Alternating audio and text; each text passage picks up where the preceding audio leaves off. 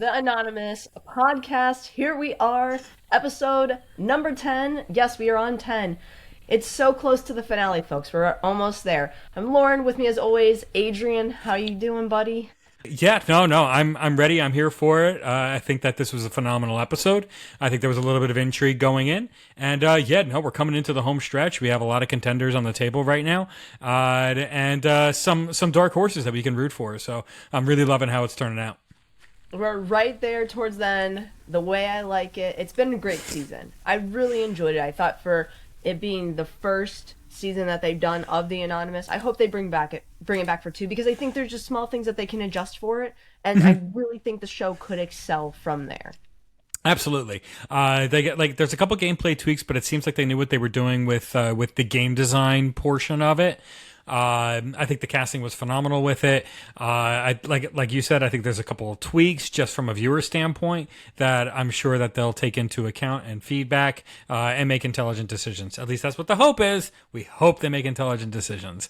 But time will tell. First of all, we have to see if it gets renewed, which, given the feedback that they've gotten on it, I don't know what the ratings are or anything like that, but the feedback that I've heard is that it's a very, very successful show.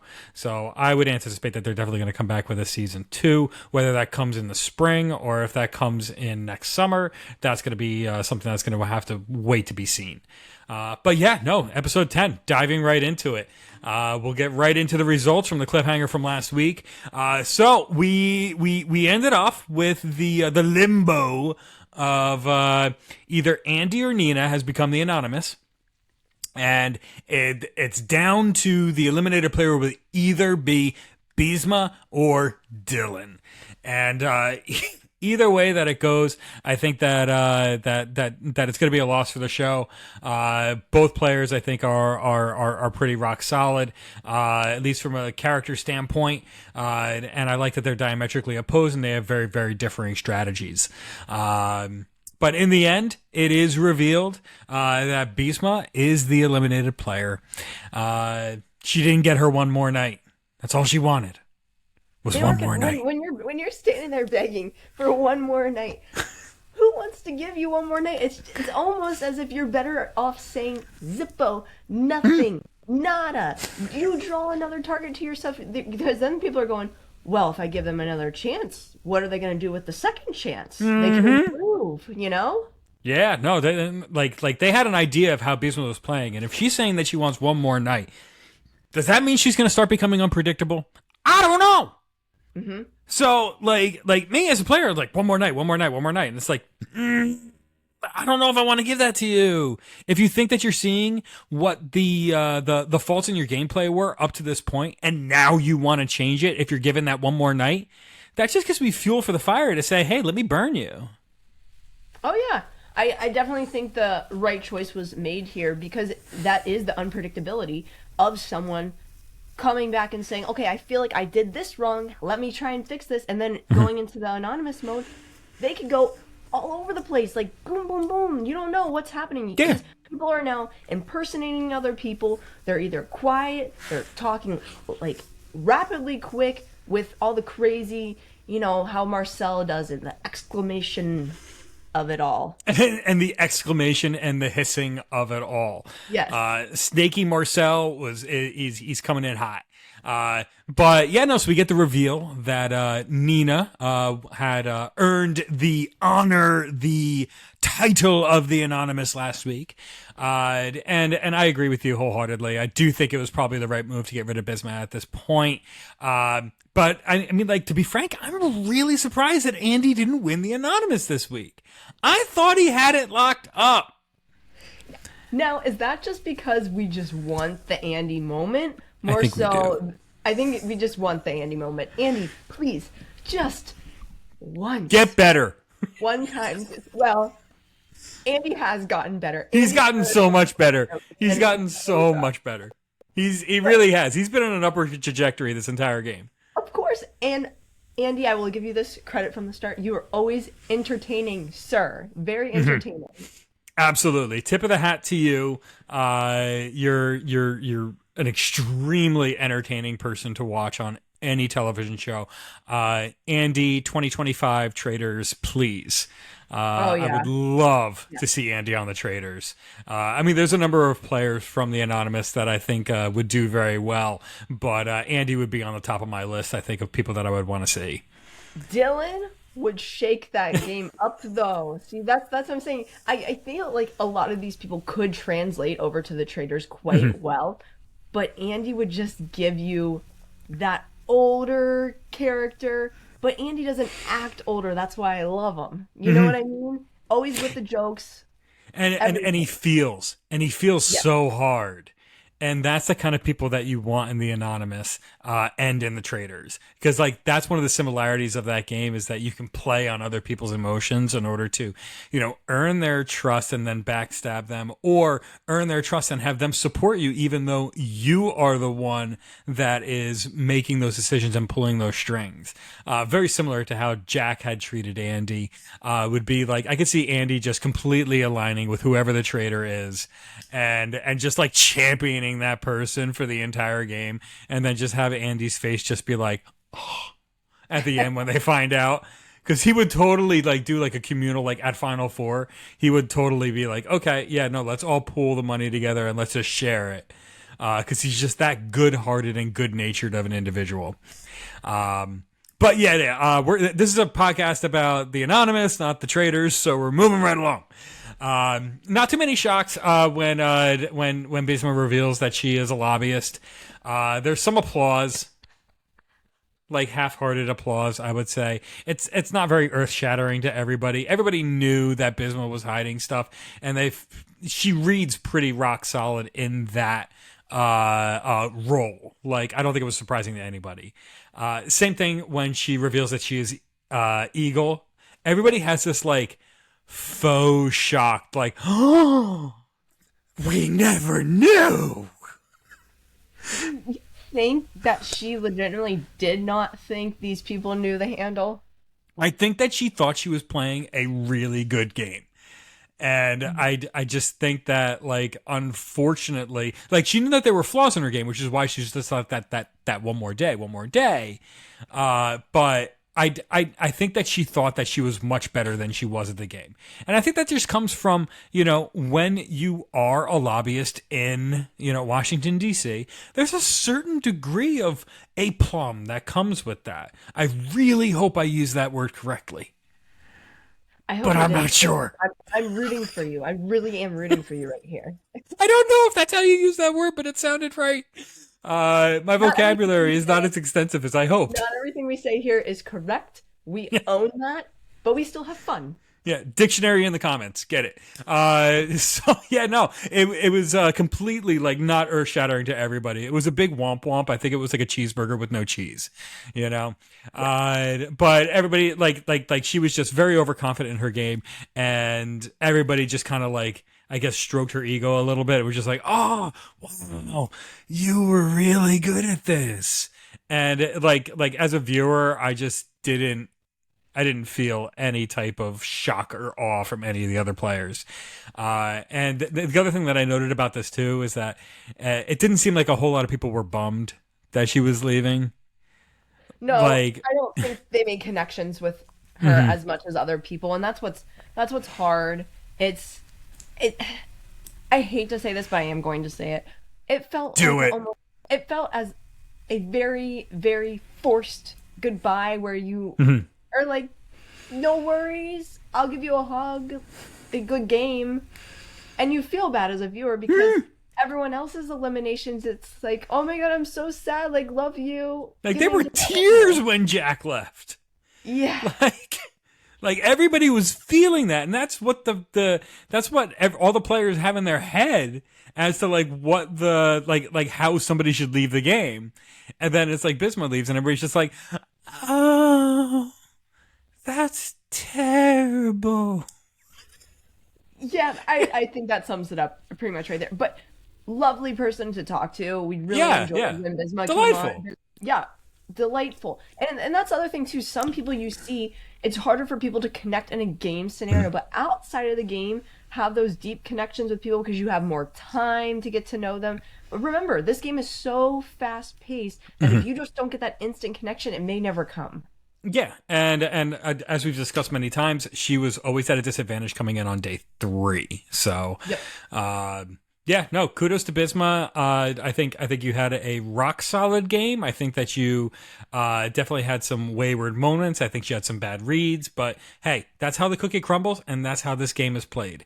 You're never gonna have 100% of the information, and you're going to have to make leaps and assumptions. Sometimes, unfortunately, those assumptions and leaps are not right. If you do get a chance to play another game, I think that you have more than enough opportunity to improve upon that, and I think that you have the capability to do so. So, kudos. Right on. You couldn't have said that any better, honestly. Yay! So, moving right along, that night we have Dylan, Christopher, and Andy having a conversation. Dylan thought for sure he was going home, and I am not opposed to that. I think that there was definitely a huge possibility, especially if Andy had won anonymous, that Dylan would be gone. Andy believes that Lily is the anonymous right now. He states that publicly. Like for me, I just don't think that that's a really good read on Andy's part. Obviously, Bisma was working with the females, and Lily seems to be on that side of the house. So making that deduction that Lily is the anonymous and sent Bisma home over someone like Dylan, I think that's a bad read. I mean, Nina sent her home, so it's just, if you're assuming that all the ladies are sticking together and you think that it could be Lily, it was Nina, so Nina did go against the ladies here, but Nina wasn't as close as in, actually, Bisma was all in for the ladies. Yes, she was 100%. Everyone else was all in for themselves, which is, I think, is the way you have to play this game. It's so hard to have an alliance because, yes, you can strategize with each other and have this objective going in, but everything changed the anonymous because you're trying to hide yourself. So if I had this agreement with people, I have to switch it up because then it's going to be obvious that it's me, and then I will never get the anonymous.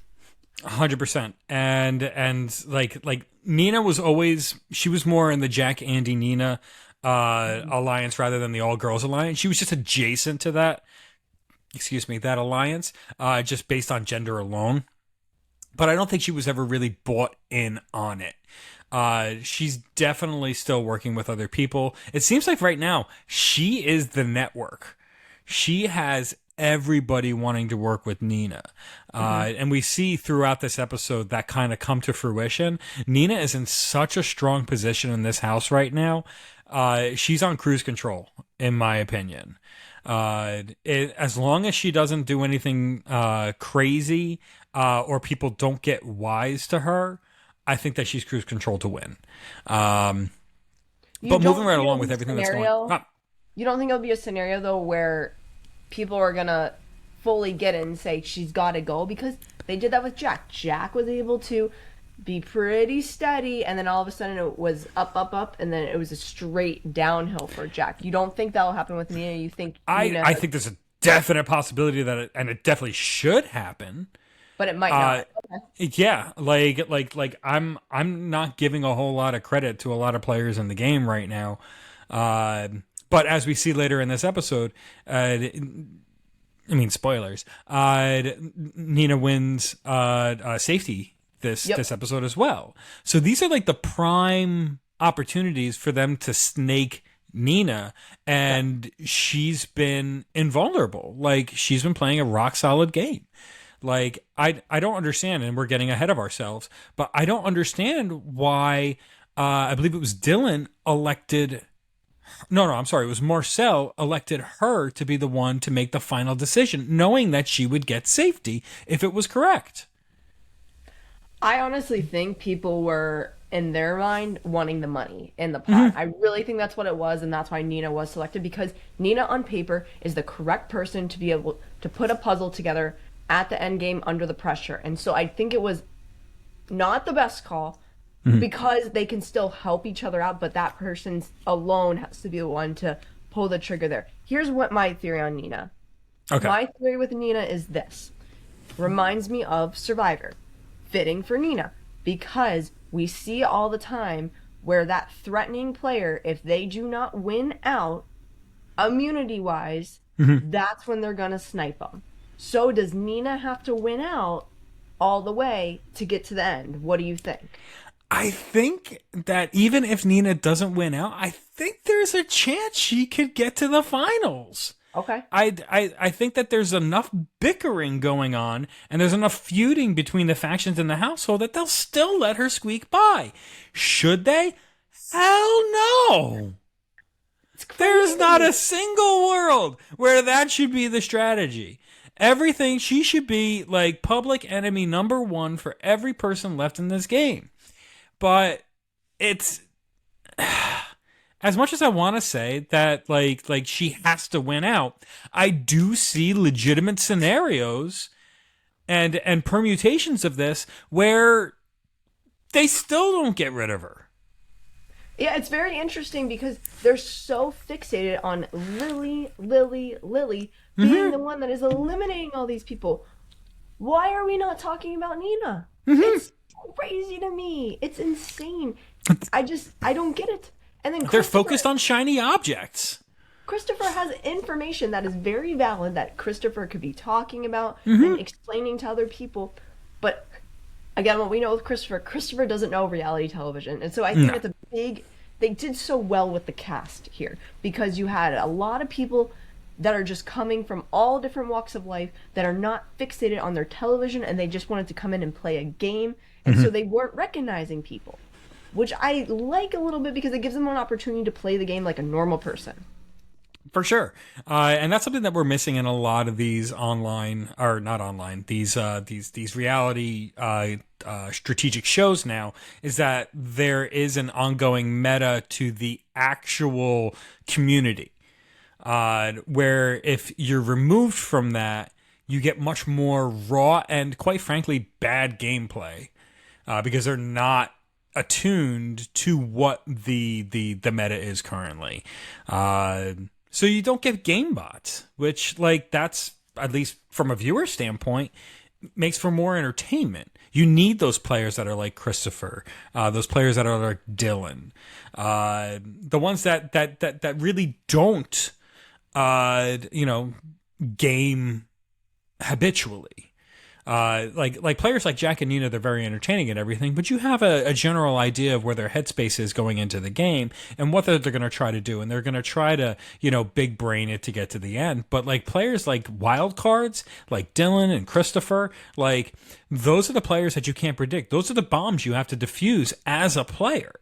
And it seems that some of these, and it could be a design of the players, and it could be design of the game because of how the anonymous works, being that you don't have to have the majority in order to vote people out and whatnot, that makes it much more difficult to defuse those bombs.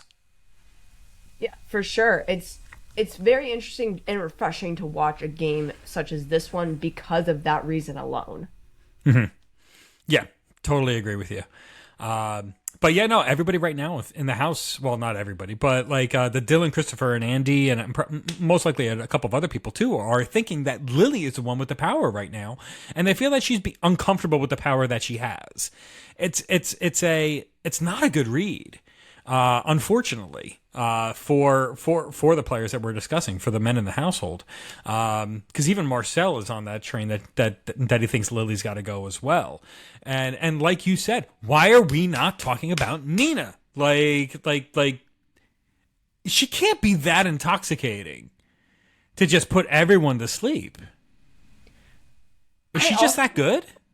Well, one, I think she's that good, but two, so nice, so approachable, Nina is always willing to share information, but only shares enough that's to Nina's benefit. She doesn't give that person every bit of information, but she gives them enough to make them feel comfortable, which that is a master right there. You have to be very good at what you do to be able to do that. Most people share way too much information, then it gets like spit out to everybody else. You have to be careful. Someone such as Christopher or Dylan, for example, you have to share maybe a little limited information because they talk to a lot of people. And Dylan all of a sudden could be just doing the Dylan walkout and be like, hey, you know what? And just blow everything up. Yeah, just blurt it all out. You just don't know. It's unpredictable. Yeah. No, like I think Nina has a very particular way and a particular skill set where I don't even know if it's the information that she's giving them. I think it's the way that she approaches people. I think it has to Oh do yeah, with her tone. I think it has to do with her body language. She has a way of coming across to people that is genuine and sincere and makes it seem like I am doing this for you. correct. And that makes people feel endeared to her to the point where they do not want to betray her because she's entrusting them and she's entrusting her game in their hands with that information, even though that information that she's giving is not too consequential, but she makes it seem like it is. And a skill set like that, it's such a delicate balance to be able to perform. It's masterful when it's done correctly.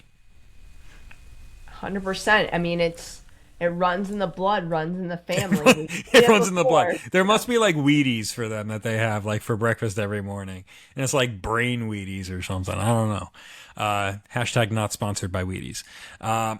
So Lily and Nina are also talking. They're reasoning as to who is the anonymous, which we all know is Nina.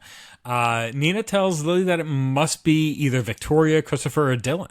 And it's a solid diversion from Nina towards Lily. I mean, like, Lily seems to buy this hook, line, and sinker.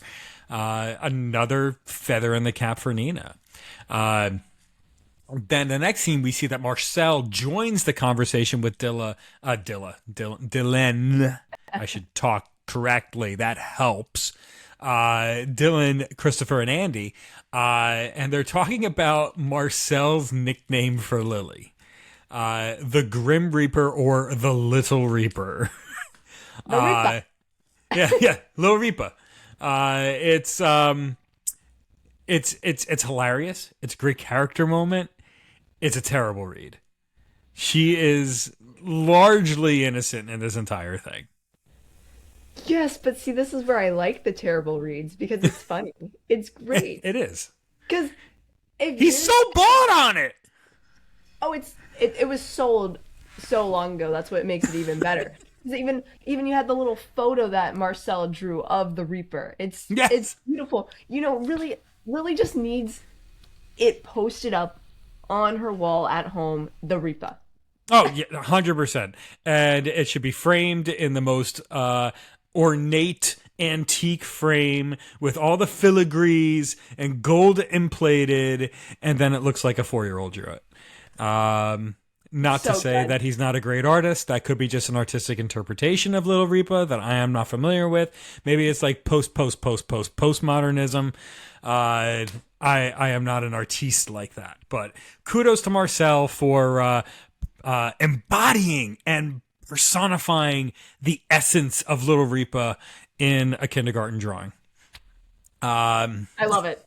Just I wait, here's what I want now. I want Marcel to name everybody. I need a character for everybody now. You can't just name one person. You can't ever do that because now it's lacking. Who is Nina? Who is Dylan? Who's Christopher? Victoria? I need all of them. I need Andy. I Well, need. Oh, oh, I think Andy's. I want to see. You know, it'd be really cool if Marcel did this. I would love to see the handles that they had embodied in art style of Marcel. So we can get like Lightning Andy with like the lightning bolts coming out of him and everything. We get Fire Nina. I would, Marcel, if you're listening to this, please do that and post it on social media. I will appreciate it. Or just put it on a shirt. Adrian will buy the shirt. I wear too many shirts. I will wear a shirt with anything on it. I have no shame. Believe it or not. There is no shame that could ever be had. Anyway, so we're moving right along. So Lily getting rid of Bisma is a real stretch in logic here, in my opinion. I guess Bisma just wasn't seen as someone who was working with anyone close, and that's why they feel safe as to giving Lily as the target here. You and I both thought that they were at least allies, but I guess they're just not reading that in the household. Little smidge, not A like the smidge. giant, It's a not the smidge. giant ally, like the smidge ally. It's a smidge. A little Reaper ally. They were just little. They were little allies. So next we get a conversation between Christopher and Nina, talking about how Lily and Dylan are both acting fishy. I still like more kudos to Nina here. She's just playing circles around everyone in the house, and it just flabbergasts me that nobody is realizing this. It seems people are changing their games, trying to get their targets away from themselves and trying to divert and everything. And there's just a whole lot going on here, but nothing is really of substance except for Nina's interactions with people. That is what this episode is trying to show us. Nina is damn good at this game. I'm glad a show shows that. Some shows don't show all of that, and then all of a sudden someone will get to the end and they'll win. Talking about you, Erica, from 41. Yeah. That is probably one of the worst examples of that. Here's the thing. I don't mind who wins. That's not my issue. But tell me the story. Give me some type of story. I don't care what it is. There has got to be a storyline how this person won. They did something out there. Otherwise, they wouldn't have won. They have to do something. They at least have to speak. Yes. Speaking is important to winning a game. So Christopher, at the end of this conversation with Nina, reasons that it's either Lily or Dylan needs to go home next, and that's some foreshadowing that we see later in the episode. So the next morning, Danny comes on and she immediately starts the day with like, "Hey, there's going to be a handle refresh this morning." Which, I mean, it's about time. We thought it was going to happen maybe an episode or two earlier, but yes, change up the game, give people an opportunity to crawl themselves out from the bottom and give them another opportunity to change their games. I'm all for this. I am for it. My only issue that I have, I feel as though it's too late in the end game to have the handle refresh, because some people were playing so well and people did terrible on the second go, and now they have a chance this close to the end. They just need a little bit of power, because it only takes one vote to send somebody home. I know. Which, this is the dynamic of the game, so I'm fine with it. It's great. Just give it to me one episode sooner. That's all I ask. I'm fine with one episode sooner. I do think that we're like really deep into the end game to do a final refresh. I think one episode sooner would have been good. So I will concede to that point.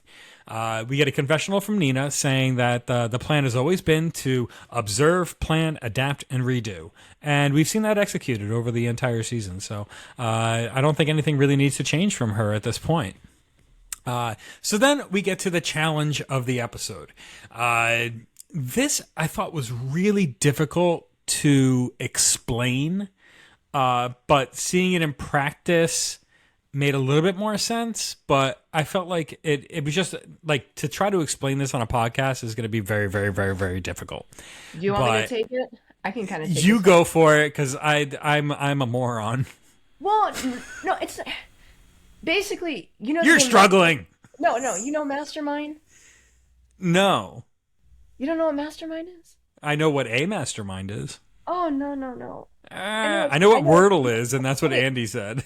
Well, Wordle does make sense, but also Mastermind. So Mastermind is like where someone has their code that you're going against, and they have all the little colors of the rainbow, whatever it may be, and they put the little code, and they can see what their code is, and that person has to then, opposite of them, guess the order of the code and everything, so then you can say, okay, put this color in, this is in the right spot, put this in wrong spot, or put this in, this is not like part of the sequence. So it's kind of like Mastermind a little bit. So basically what they have to do for this challenge, they have to match up 6 different objects, and there's a total of 10, so they have the decoy ones that are not on the board at all. They have 16 chances to do so. If they get the full sequence, they add $10,000 to the pot. Okay. And whoever guesses the correct code gets safety. They have a maximum of 15 guesses. So if they don't get it in 15 guesses, they're godunzo. And they have a 30-minute time limit on this. So many like there's just a lot of limitations on this. There's a lot to the challenge. Excuse me, I said 16. It's actually 15 there. My big mistake of the podcast, and it's the huge mistake. We're replacing you. I know, I'm being replaced. Love that for me. So you're doing great.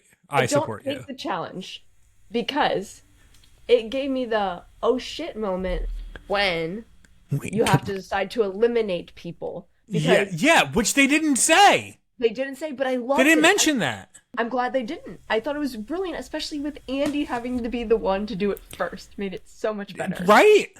I was like, okay, you got 3 right. Andy, you have to eliminate 3 people from the challenge. I was like, dude, that's such a rough place to put Andy. But I loved it, though, as a viewer, because we weren't expecting it. We weren't expecting it. As a player, I would have been pissed. I would have been like, why did it have to be me that got all 3 of those correct? Right? Like, so apparently, the silent rules of this challenge is if you get a piece in the right spot, you get to eliminate someone from the challenge. But they didn't mention that.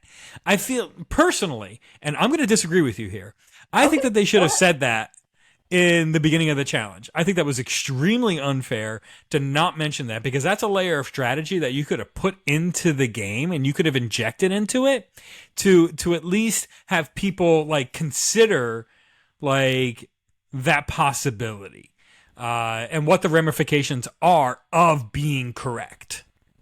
And I feel very strongly about that. I was very upset that they didn't say anything. Do your thing. I loved it, and this is I still adore you. You still get hearts, so I know. I like that we don't always agree, because that's boring. I loved the twist. You hated the twist, but it's still, they gave us a nail biter with the outcome of the challenge. Yes. Yeah, so at the third turn, Andy has to eliminate 3 people from the challenge. This draws lines in the fucking sand. Oh yeah. And Andy has to make an impossible decision to remove half the people from the game. He chooses the people who are not his closest allies, as one would. He removes Dylan, Victoria, and Lily from the challenge. Like, that sucks. It makes sense, though. You have to do what you have to do. Wait, let's talk about this. This is like the coconut chop.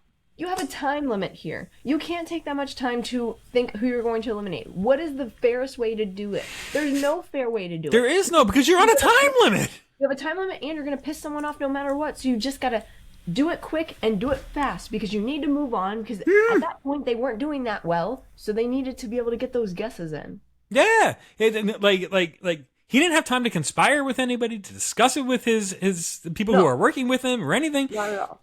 He just had to make the decision on the fly. And like what is the right move there? Like do you eliminate some people who are in your alliance and some people that aren't, to trying to keep the lines great? Like, what do you do? I think you eliminate people that aren't in your lines for one of 2 reasons. You see it so many times when we always go back to Survivor on this podcast, because it's just the easiest thing to relate. Reward challenges for this has broken people's games before, where they have selected someone that's kind of in the lines but not really in the lines, and sending their closest ally back to camp. That closest ally then is pissed off, and then you see those people sometimes getting voted out that very next tribal council. So this could be the same scenario. You put one of your allies there on the bench, they're thinking, oh, maybe I'm not as close to this person as I thought I was. I'm going to go for them in the anonymous mode. It's a really tricky thing to comprehend. Hugely tricky. And like if people were being intelligent right now, like, shouldn't that be setting like alarms off to Dylan and Lily to work together? And quite possibly Victoria in that respect. But Victoria, I mean, that's a whole nother thing, just because she's, with Christopher, who is adjacent to the alliance. But Dylan and Lily should be like, womp, womp. Like, they should be like all fires blazing, etc. They should be doing everything that they can to work with each other and try to conspire against, because they Andy just said where the lines are. And they didn't. I'm not playing, so I don't know why. I don't explain why. I'm not physically there in that moment to be able to do so. But I'm not nut butter, right? For like thinking that? You're not. But again, okay. I mean, like, I'm like weird, but like not that weird. Some of these people don't do reality television. Yeah. Not all of them do it. They're great. They're great. That's why they're on the show. They found them. They're there. They're perfect. They're doing great. They put, the way they assembled everyone, it was as good as you're going to get for a first season.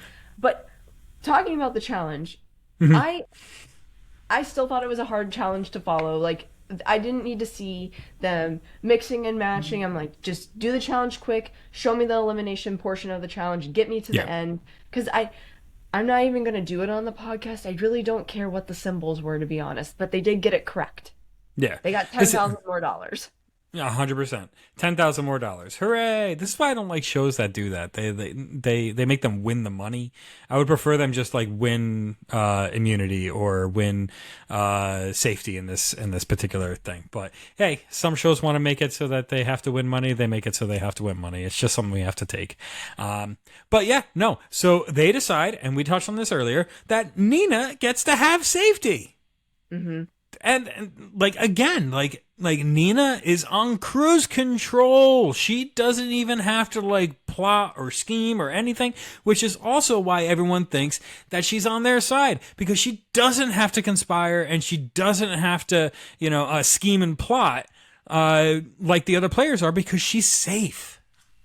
Correct. So having safety means you can play around a little bit in the anonymous mode, because you're not as concerned, if people catch on to you very, very quickly. I know you still have to think about longer term, the next round, you do for sure, but you could be a little more sly, a little more slick, if you will, and just kind of feel out what everyone else is doing and maybe just tag along with a group because it's already formed and that's what the people are doing, versus having to step up and say, I need to talk first, or I need to be super vocal. You can have a little bit of play with it. There's room to wiggle. Yeah, no, she's got all the wiggle room. And they're just like bestowing it upon her. But yeah, no, I just found that very, very frustrating. So after the challenge, back at the house, we get Andy, Nina, and Victoria. They're whispering about what's going down. They're working to formulate a plan for the final five, which is pretty much everyone in the household except for Dylan and Nina, when Dylan interrupts them. And Nina, being the great player that she is, kind of ushers him out of the conversation. And I thought that was a really solid social play by Nina. They end up sitting down, and Nina tells Dylan that Andy and Victoria think that he was the anonymous last night. And this is where we see it again from Nina, where she is leaking tidbits of information in order to gain trust with other players in the house. It's perfect. Yeah, you can't do it any better. We haven't seen anyone do it any better than Nina. So I'm glad we're seeing these moments, because then I'm getting some type of feel for how Nina approaches other people and why people feel so drawn and comfortable to speaking with her. Because I think, dependent upon who approached Dylan with that information, Dylan could have blown up or been very angry or had a different reaction. But because it was Nina, Dylan's so comfortable with her that he was pretty calm about it, and he was just like, okay, like, thank you for telling me, appreciate you, Whereas if it was somebody else, I think the outcome would have been different. And that's 100%. I don't think it's what she says. I think she's how she says it. And we get a confessional from Nina that says that she's not going to get rid of Dylan, but she won't stop anybody from getting rid of Dylan. He's an expendable asset to her. I think at this point of the game, that's accurate. The next, we get a conversation between Christopher and Dylan, where Christopher he says, like, in passing, and he doesn't realize how it's coming across, where he says, like, I know you feel like shit today. I get that you're trying to show empathy towards Dylan, but at what point do you think Dylan felt like shit?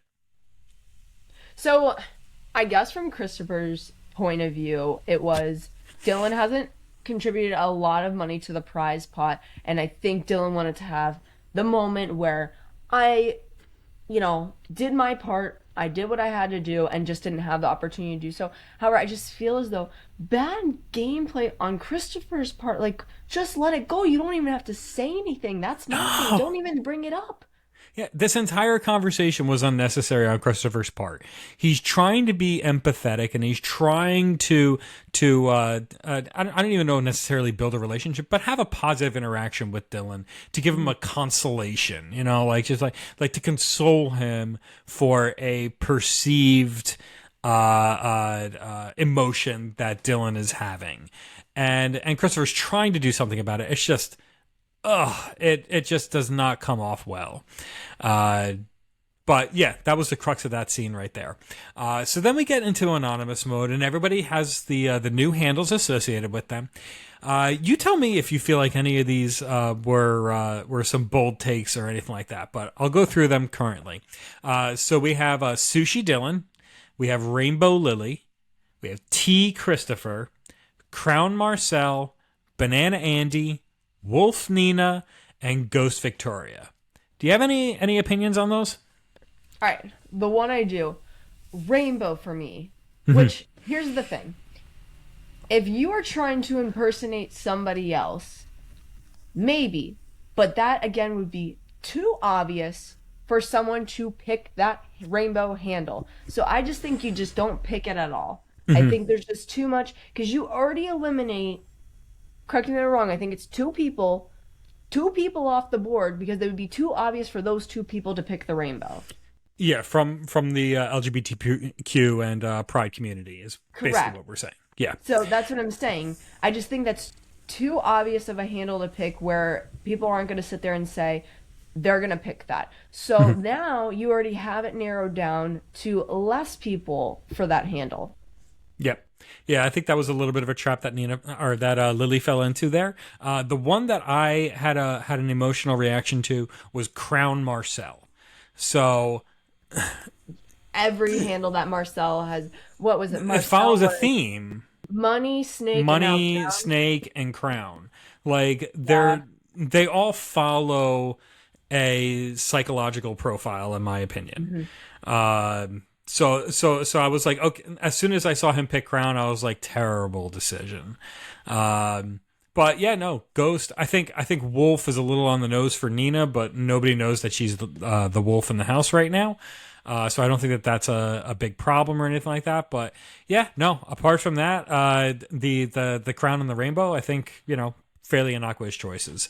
Let's see. You can see that Christopher's talking things out. It's fun to watch Christopher figure things out because you could see it in real time. Yes. Like you could see the wheels turning and the smoke coming out of his ears when he thinks. And when he puts something together that's good, it's like, wow, I actually got to watch that in real time. It's so cool to see. Yeah, no, so I just want to make a comment about that. Victoria wants to impersonate Christopher, and Andy wants to impersonate Christopher. So quite possibly something that could help Christopher down the line. But yeah, no, people think that Christopher is the easiest person to imitate in the house because he's the easiest person to figure out in the house. But now the problem is that more than one person are implementing the same strategy, which is just going to muddy the waters. Correct. I think at this point you know each other enough where you can pick somebody else to go for that you know someone else is probably not going to select. I think that's just the better call. But as you said, great for Christopher because now people are going to be confused. Yeah. And anything that confuses anybody regarding Christopher and what his handle is just a blessing in disguise for him. It's hopefully going to improve his game in the anonymous room just for the matter of other people are going to impersonate him. So we get into chat mode and we get Banana Andy targeting Dylan. Ghost Victoria is gunning for Lily. And Wolf Nina chimes in with Dylan or Lily. Banana Andy, yes, Dylan. Crown Marcel comes in with alliances only get you so far. Which people started reasoning from that line that whoever said that is not in an alliance. Correct. Which Marcel is kind of allianceless right now, so that's not a good play from him, in my opinion. But Wolf Nina asks and responds, "Who's up, Crown?" And Marcel says, "Andy, Lily, Marcel, Christopher, and Nina." Why? Why do we need so many names? At this point, with the limited people that are left, two. Just put two on there. Even one, if you will. But we do not need 4 or 5 names. No. You don't need 4 to 5 names. You don't. Then they know if you're leaving someone off that definitely is not the person. You. Mm-hmm. And you are in the list. So You Yeah. really already eliminate one person that it's absolutely not going to be. Yeah, like Marcel's trying to think one step ahead, whereas everybody else is two steps ahead right now on the logic train. Uh, it's an unfortunate play by him. Hmm. And saying those five names in particular, because those five names are not like working with each other in any way, shape, or form. Not Like at all. Lily is not working with any of those people. Like you can theoretically say Andy and Nina are still working together with Christopher adjacent to them. And Marcel's not working with anybody. So by logical deduction, you could probably say that it was either Lily or Marcel that said that. Like I don't know. It was just a poor play by Marcel again, unfortunately. So Sushi Dylan comes in. What about Dylan and Victoria? Trying to spill some of that tea. So crown Marcel, and we can't vote for Nina. So we always have tomorrow. Responds Sushi Dylan. And Wolf Nina chimes in finally with, does anyone want to go against Marcel in the final face-off? Which I am so glad that somebody mentioned, because we talked about it last week. Like, you need to start getting out the people who are rock solid in the face-offs. Yeah, you do. I mean, that is Marcel's best part of his game. So brilliant, so good. I don't want to sit there with that, because if that is the end factor of who wins this game, whatever you did in anonymous mode, zilch, nothing. It doesn't Does mean not anything if matter. you're in the finals. Not at all. You just had to get to the final. Yeah. It's Jonny Fairplay, reality TV icon, Survivor Hall of Famer, and I'm talking today about Work Money. Work Money is a non-profit organization that focuses on lowering costs and raising incomes for all Americans to make American life more affordable and American families more economically secure. They provide products, services, perks, benefits, tips, and tools to help members improve their financial lives. It's time to level up and make more money in this economy. We're talking getting rich. Now, this sweepstakes is giving away $50,000. You can use this to pay your rent, your mortgage. Imagine what you can do with all the money that you'll save. Now, this is put on by Work Money, and this site has all these sick benefits, and it's free. Go sign up right now and get more rich. Now, listen, you can change your life. Now, what would you do if you didn't have to pay your rent or mortgage for a year? Listen. Sign up right now for free. Link is available right here in the show notes. Check them out. Personally, I'd get more pinball machines. I'm Jonny Fairplay. I wouldn't lie about that. It's Work Money. More money. So we get to the vote. We'll run through these votes real quick. So Sushi Dylan votes for Andy. And T. Christopher also votes for Andy. So we had 2 votes for Andy, which kind of rattled Andy a bit. Like the one he thought he was going to get from Sushi or Dylan, but he wasn't anticipating Christopher's vote for him. We then get Lily, who Lily knows that she's on the block and she knows that she's going to be voted for. So she makes a play in what we have commonly referred to as the Lily's Gambit, or the player's name Gambit, where Lily votes for herself. In order to try to steer people away from her handle, which, okay, fine. It's been done before. It's a solid play depending on what the read is.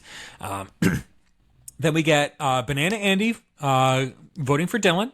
We're here to win, not be drama queens. I thought that was a rock solid quote from Andy. And Dylan effectively pegs Banana as Andy from that vote, which I think that's going to have ramifications. So Andy, just by doing that alone, has painted a target on Banana as being him. And then finally, we have Crown Marcel voting for Christopher. So our at-risk players at the end of the vote are Lily, Dylan, Christopher, and Andy. And this is the game that we're playing. So we get an aftermath of that. Marcel and Christopher are talking, and they're talking about how they thought there would be more votes on Dylan today. And Chris is surprised that he got a vote. And to be quite frank, I don't blame Christopher for being surprised here. Yes, because I didn't think Christopher on this particular round, I know the couple always gets brought up, but I didn't think Christopher was on the radar for this one. And this is the issue that I was talking about. You can strategize all you want outside of the anonymous mode, saying that you want to target this particular person, but if you then say what you're going to do out there and do it in the anonymous mode, it's so obvious who you could potentially be. That's why people aren't doing that, and that's why there's not tons of votes on one person that you really want out of the game. Yeah, totally. It's wild to think about how deep the anonymous mode goes from a strategic aspect, because you have to be 4 or 5 steps ahead of everybody in that, because it started very simple strategy in the beginning of the game. And then as people were catching up to it, it got deeper and deeper and deeper. And it's such a simple game mechanic of just going into an anonymous room and having a conversation. That's the only rule that they have. Right. It's like, you have to go into an anonymous room. You can't, well, I don't even know if they say you can't tell anybody who you are, but that would be bold. Right? Well, can you imagine that gameplay? I just go in and I'm like a Pikachu, and I'm like, hey, this is Adrian. I really want to see someone do that in the future. I just want to see what would totally happen. Play it like themselves. Yeah, I just would want to see what would happen. Mm-hmm. Because they might not believe you. Yeah. That's what I'm saying. Like, it could be interesting. Like that would be wild to see that happen. But hopefully there'll be a season 2 and we can get some different permutations on how that'll happen. We get a confessional from Marcel, and he's laughing hysterically because he's the one who voted for Christopher, which I thought was hilarious. I loved seeing Marcel get a win. It was so great to see him happy, having the experience that almost everyone in the house has already had. Yes. Like 4 days later. But it was great finally being able to see Marcel consider himself to get a win. Andy and Nina are talking. Andy reasons that Dylan voted for him, but who was the second? And the thing that's gotta be rolling around in Andy's head right now is Football Jack. Oh, yeah. How could you forget? It's because it's so hard. You saw Andy was like, who the fuck is football, basically? Mm-hmm. And now you're wondering, where did this other vote come from? How did I get this vote? Is someone else playing me in the game? Is someone else footballing me? Yes. And that, like, I'm totally fine with making that the terminology. Is someone else footballing me? Yeah. I'm getting footballed right now.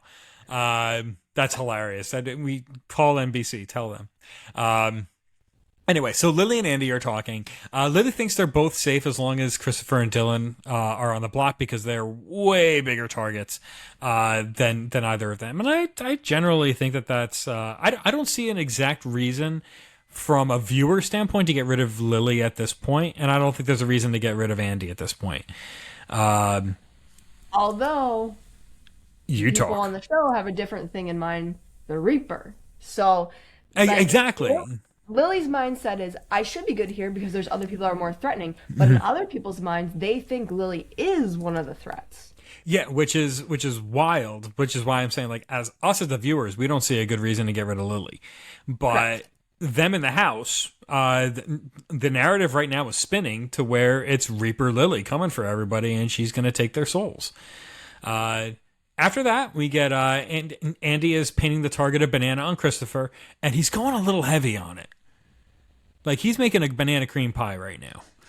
It's getting wild. Like he's really heavy-handed. It's like, oh, I just think banana is Christopher. I was like, who do you think is banana? Well, don't you think it's Christopher? You know, and it, to me, it's just a little heavy-handed. Right. I think he should be a little bit more subtle with it.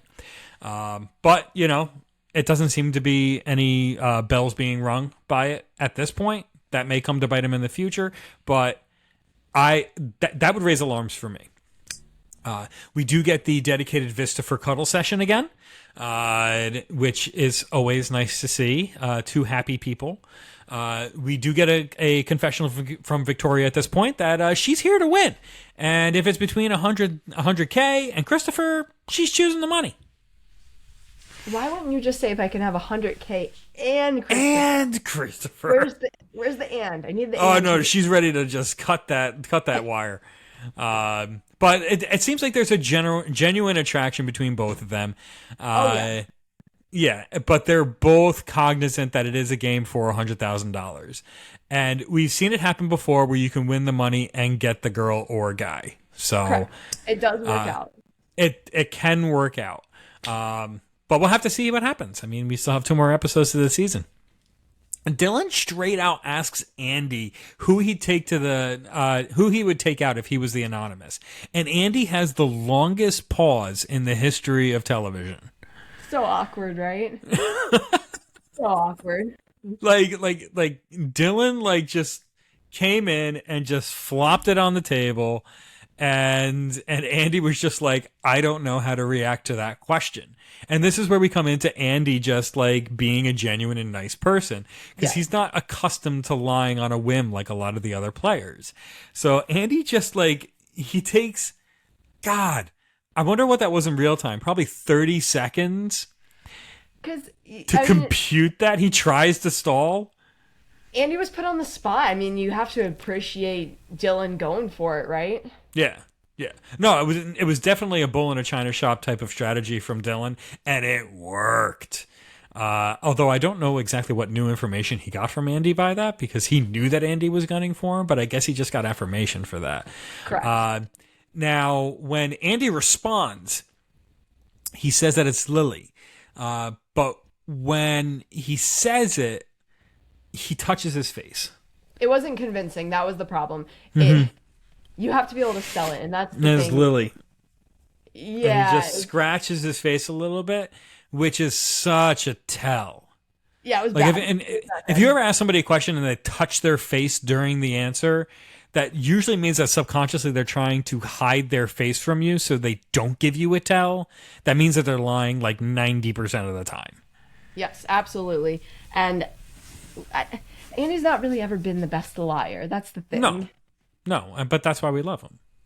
We love Andy. Yeah. We love Andy. He's the king. So we get to the test. Doesn't have the king crown. No, he does not have the crown, which Marcel mentions. He's like, well, maybe people will put together that the crown is a king and Andy king, and maybe people will think the crown is king. Oh. It's too obvious. That's my thing. Right? That's on the nose. That's like the rainbow thing. Correct. That's why Andy would not pick that. I don't know. Yes. So we get to the test. Marcel, Christopher, and Lily think that Nina is Wolf. Wow. I was not expecting that. Correct. That's what I'm saying. Yeah. They nailed that one. Yeah, and we didn't really see any insight as to what transpired to make them think that. No, we didn't. They just all have really good reads all of a sudden. Whatever. Yeah. How the mighty have fallen. Yeah, no, I think the person that is going to be the biggest victim of this handle swap is going to be Nina.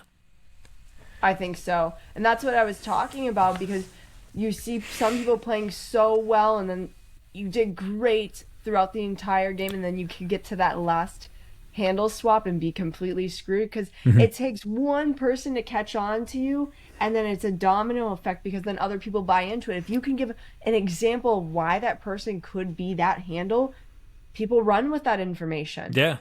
Yeah. Now, the interesting thing, and what we've always talked about on here when they do the handle refreshes and everything, is that it gives the person who is playing the handles an opportunity to change their game. Yep. I don't think we've really given credence to the other side of that card, where it gives everyone a new opportunity to frame their mindset for who could be who. Right. Which might have more gravity. So, that's Nina's issue, because Nina has done really well up to that point with the handle. Nina hasn't really had to adjust anything, because nothing went necessarily wrong for Nina, whereas everyone else had issues and got caught really early on. A couple of them, Christopher, Marcel, Bismuth. Yeah. Just to name a few right there. Wayne. So now this, if we remember Wayne. Well, we do forget Wayne. I feel so bad, because Wayne is someone I absolutely forget that was on the cast. I feel bad. Sorry, Wayne. I'm being honest. This is a podcast. No, that's fair. He was there for 2 episodes and he was gone. That's what I mean. Sorry, Wayne. I didn't. I'm sure you're a great dude. You seem like a nice guy. You got a great smile and kind eyes.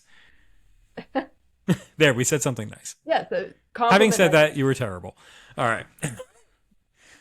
So yeah, no. So Dylan thinks that Andy's banana, which we know, and Christopher and Andy think that Dylan is sushi. So half the cast right now has their goose cooked in anonymous mode. Yep. And it just so happens that it was the people who were doing better last round. Mm-hmm. So we get to the results, and we find out that the anonymous is going to either be Victoria or Christopher. What a flip! Christopher. I know. But see, this is what we were talking about. I said, is Christopher going to come at the end of this game and snipe it? Is this going to potentially happen? I'm potentially right now seeing a final two of Victoria and Christopher. Like it's very possible because everybody else is shooting at everybody else. Like, for some reason, ever since Jack left, nobody's cared about the showmans. Which you should. You know for a fact if one of them gets the anonymous and the other's in danger, that person's probably not going home. That is... I get so passionate about this. Why do people allow couples to go far in games? It's mind-boggling to me. I don't know. It doesn't make sense. So it doesn't make sense. So anyway, so we have the anonymous of Victoria and Christopher, and then we have the final at risks are Dylan or Lily. Which is basically what they said at the beginning of the episode, that it was going to be either Dylan or Lily going home. So we're seeing that come to fruition. I don't know. I don't know. I think that there's a case that could be made for either one of them going home. Just because we've been so gung-ho on the Lily winning, I'm leaning more towards Dylan. But... I mean, the Reaper's standing right there. If Marcel was one of the last two, I'd say Lily's cooked. Mm-hmm. Now... I don't know whose game... Like, if Victoria or Christopher leave... Whose game? Like getting rid of Dylan or Lily, does that help or hurt? I think it hurts Victoria's game getting rid of Lily a little bit, because teeny bit, just because she's a woman. Yeah, exactly. I think it hurts just a tiny bit, but otherwise, I think both of them could lose either or, and it's not going to really kill their game. Yeah. So to me, right now, it's like a coin toss, maybe leaning slightly towards Dylan going home. Yeah, that's what I said. It could be either or, but this is one of the closer ones where other ones make sense. This one, if you keep one over the other, I don't think it really matters in terms of hurting or helping your game. 100%. 100%. But yeah, no, that was the end of the episode. Episode 11 drops in now. Now. Yes, it's already dropped. Yeah. We're working on it, you know? You know, what can we do? The problem is I blame Peacock. For being a week behind everything? Well, see, here's the thing. If you don't have YouTube TV, or if you don't have a way to access the episodes that do come out at the actual time, it's really difficult where you have to wait a week longer. Mm-hmm. That's just my thing. Now, I do have YouTube TV. However, Adrian doesn't have YouTube TV. So we make it work, folks. We really do. We make it work. We do. We do. We are rock solid. What's the word I'm looking for? We are forging ahead to be the best that we can given the resources that are available to us.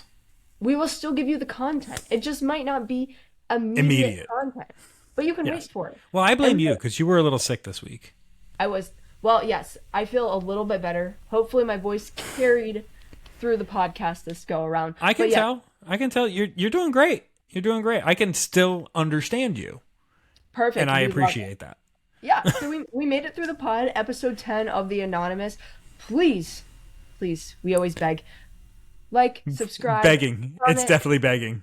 It is begging. Comment. We want the feedback. We want to know what you're interested in hearing about. We want you to give questions, because then that way when we do have special guests on from the cast, we can ask them those questions, because everyone has some type of curiosity, because it's a brand new game. We love a brand new game.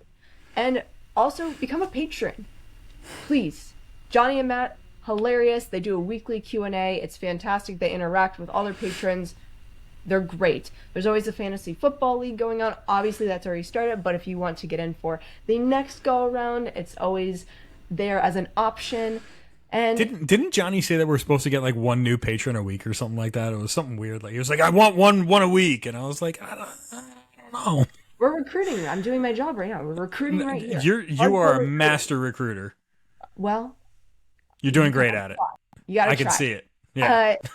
What else did I miss? Oh, also, so much content going on. We keep getting new shows, new things to talk about. I'm going to just list off what I can remember. If I forgot you, I'm so sorry, but that's why you can go look it up on the page, Reality After Show yourself, and see what is there. The big hitters we have, Survivor. Killer season of Survivor so far. My favorite of the new era. It's not even close. I hope it holds up. Watch it. Johnny, Matt, and Wayne typically do the recap for that. We also have Kelly Wentworth, has her own podcast. She brings on different guests. She's had a bunch of really good ones. Jeremy and Val were just on.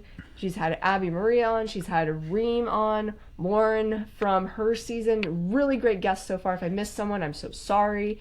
And then we have the challenge coverage. We have Alex, Dan, and Polly from the challenge. They're there. They're covering the summit's going on. We have coverage of that. We have coverage of so much. And then the summit's not bad. No, summit's not bad. And then we have Big Brother content. The Big Brother season just wrapped, but if you want to catch up on all of that, you can catch up there. There's just so much over here. It's so much fun and colorful personalities that recap and give their analysis on all of the prominent reality competition shows that are available to watch at your own leisure, either streaming or on TV, if people still watch that. I don't know. But yes, no, thank you so much. We really do appreciate you could spend a heck of a lot of time watching not only the show, but listening to the podcast. And we're glad that you chose to spend it here. So thank you. We appreciate you. All right, that's a wrap on episode 10 of The Anonymous. Adrian, once again, thank you so much. And y'all take care. Cheerio.